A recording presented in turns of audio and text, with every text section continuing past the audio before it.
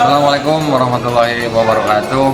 Alhamdulillahirrahmanirrahim. Wassalamualaikum warahmatullahi wabarakatuh. Saya Dolitan mengajak para pemirsa untuk mampir, simak, dan like, share, dan subscribe channel Yuk Ngaji Yuk ya. Betul ya? Yuk Ngaji Yuk. Nah ya, tolong silakan like, share, dan subscribe. Mudah-mudahan channel ini bermanfaat buat para pemirsa. Insya Allah kita semuanya dilindungi dan dirahmati Rasulullah. Amin ya rabbal alamin.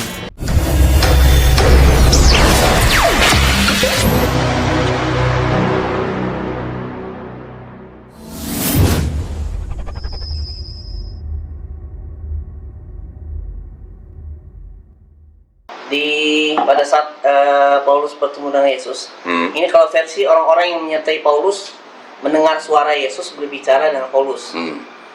Di Kisah Para Rasul 9 ayat 7, maka termangu-mangulah teman-temannya seperjalanan, karena memang mendengar suaranya itu tapi tidak melihat seorang pun. Yang pertama kan ayatnya mendengar tapi tidak melihat. Nah, versi orang-orang yang menyertai Paulus tidak mendengar suara Yesus berbicara dengan Paulus di Kisah Para Rasul 22:9. Dan mereka yang menyertai aku memang melihat cahaya itu, tetapi suara dia yang berkata kepadaku tidak mereka dengar. Jadi mereka ada dua kontradiksi nih kok. Yang satu kesaksiannya mendengar tapi tidak melihat. Ada tiga sebenarnya Pak. Ada tiga ya. Oke, yang saya tahu ini. Jadi ada yang melihat tapi tidak mereka dengar gitu. Jadi yang dari dua kontradiksi ini yang benar yang mana nih kok ya? Nggak yang benar. Nggak yang benar ya, karena memang kesaksiannya dua-duanya bertentangan ya, kontradiksinya. Iya. Nah, itu antara Kisah Para Rasul 9 sama 22 itu kan ada malah ada berapa ya? Sebentar. Kan saya udah pernah kasih lihat tabelnya.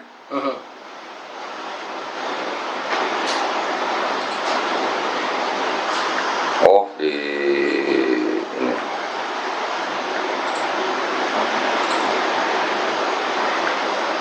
Nah, saya tambahin kok ya sambil bawa laptop ya.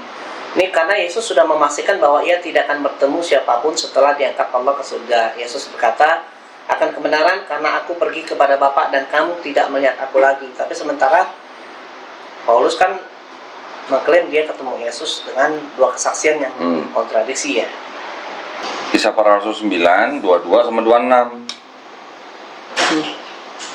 Nah, ini kontradiksi. Nah, ini Perbuatan Paulus ya. 97 versus 229, kisah 94 versus 2614, sama Kisah Para Rasul 98 versus 2616. Ada tiga berarti kontradiksinya. Kontradiksinya. Tapi teman-teman Kristen ya, nggak masalah. Belum tentu tahu. Belum tentu tahu ini orang Kristen. Iya. Oke. Ya, lanjut. Ya. Ini jika Yesus mati untuk menebus dosa manusia ya. Mengapa masih ada neraka bagi yang berdosa? Bagaimana Bible menjawab hal ini? Apa? Kalau Yesus mati untuk menebus Yesus dosa, mati untuk menebus dosa manusia. Mengapa masih ada neraka bagi yang berdosa? kan neraka buat orang yang tidak percaya. Jadi semuanya yang dosanya segunung pun asal percaya pasti masuk surga ya. Iya. Yang sudah bantai 6 juta manusia kalau udah percaya Yesus Tuhan dan Juru Selamat bertobat ya dia masuk surga. Enak banget tuh kalau gitu ya. Mau? Nggak mau. Tertarik apa? Tapi enak banget katanya. Iya, kita susah-susah mau masuk surga ya. Belum tentu juga kita masuk surga kan kalau bukan karena rahmat Allah ya. Iya. Lanjut ya di Yehezkiel 14:6. Oleh karena itu katakanlah kepada kaum Israel, beginilah firman Tuhan Allah, bertobatlah dan berpalinglah dari berhala-berhalamu dan palingkanlah mukamu dari segala perbuatan-perbuatan yang keji.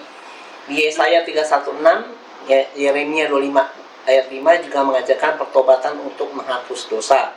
Pertanyaannya, mengapa Tuhan harus mengorbankan Yesus untuk menyelamatkan manusia padahal Tuhan Maha Kuasa dan bisa mengampuni tanpa pengorbanan? Ya.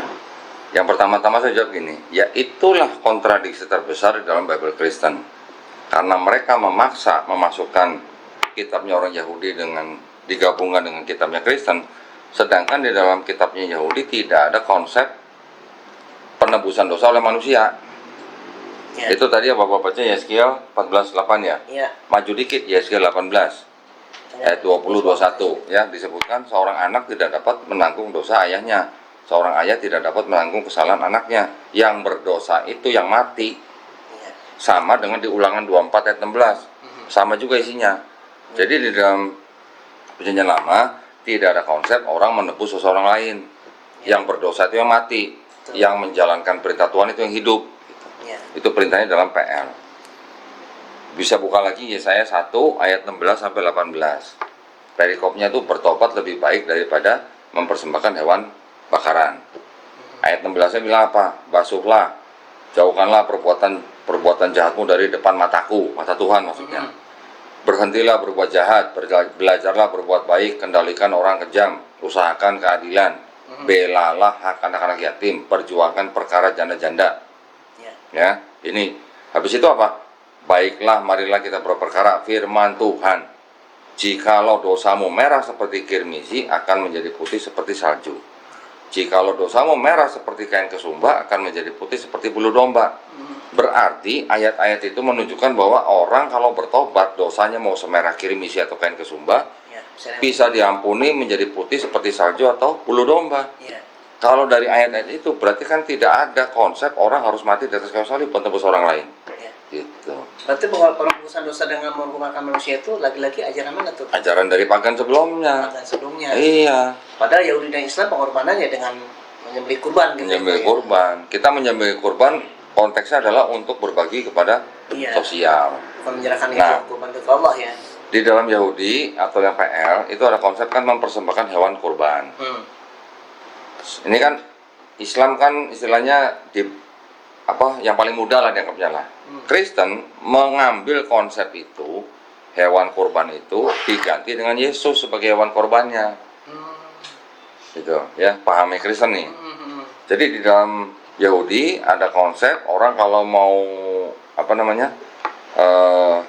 menebus dosa, artinya bukan menebus dosa siapa-siapa, tapi menebus dosa diri sendiri. Itu ada tradisi dengan menyembelih hewan kurban. Tapi itu pun hanya untuk dosa yang tidak disengaja. Kalau untuk orang Yahudi yang punya duit, silakan bisa berkorban dengan lembu atau sapi. Yang duitnya pas-pasan bisa dengan kambing atau domba. Yang nggak punya duit bisa pakai burung tekukur. Nggak punya duit juga bisa pakai tepung terigu. Jadi tergantung dari kondisi si orangnya nih. Konsep itu diambil di Kristen, tapi yang dijadikan kurbannya tuh Yesusnya. Yesusnya dianggap sebagai anak domba Allah gitu. Nanti di Kristen juga ada lagi paham tanpa pertumpahan darah tidak ada penebusan dosa. Itu diambil dari PL tapi dicomot di luar konteks gitu. Diambilnya konsepnya tapi konteksnya nggak dibawa gitu. Jadi konteksnya konteks Kristen sendiri. Jadi Kristen membaca PL tapi dengan kacamata Kristen yang ada latar belakang pagannya gitu. Paham maksudnya ya? Nah, gitu. Jadi manusia berdosa kepada Tuhan, tapi Tuhan yang harus dibunuh untuk menebus dosa manusia. Iya. Aneh gitu. Jadi Yesus ini dianggap sebagai domba tebusan, domba korban gitu. Iya. Jadi makanya tadi saya bilang konsep yang di PL-nya diambil tapi out of context gitu. Iya. Di PL disebutkan yang berkorban itu hanya untuk orang-orang yang tidak sengaja dosanya. Bukan untuk menebus dosa orang lain juga gitu. Untuk menebus dosa sendiri. Beberapa yang lalu kan saya juga nonton film Viking tuh kok. Nah itu. Sama ya. Pengorbanan pertama ada hewan juga, ada kalau misalnya pengen balaknya yang lebih besar diampunin, ya manusia harus disembelih. Iya. Dan manusia yang disembelih itu senang loh. Senang iya. Karena dia percaya dia akan masuk Valhalla. Ke Valhalla gitu kan. Langsung minum bir. Saya langsung connect tuh kok. Iya. Ini nih. Nah itu. Jadi itu kan. Betul.